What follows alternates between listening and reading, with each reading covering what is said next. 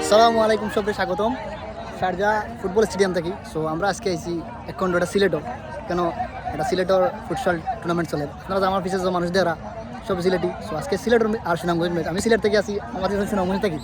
So আমরা আইছি সিলেটর আর সিলেটের ফুটবল ম্যাচ এবং সুনামগঞ্জ ফুটবল ম্যাচ দেখা লাগি। আপনারা আজকে ভিডিওর নেক্সট ক্লিপ আপনারা সবে ডিটেলসে দেখবা আসতা ফুটবল ম্যাচ। আর আমি সিলেট জিতবো ইনশাআল্লাহ। সুনামগঞ্জ জিতবে।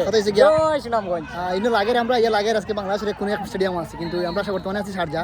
পুরা এই যত স্টেডিয়াম সব সিলেটি মানুষ, খুব একটা মজা লাগে। লাগের একটা নিজের দেশও আছি, বাড়িতে আছি, সিলেট আছি। সো আই হোপ সিলেট জিতবো। আর সবে লগে থাকবা। আর এলিগা ইনশাআল্লাহ ফুটবল ক্রিকেট সবসময় খেলাধুলা লগে থাকবা। সিলেট আর দেখিলি মুখ খেলা ইনশাআল্লাহ।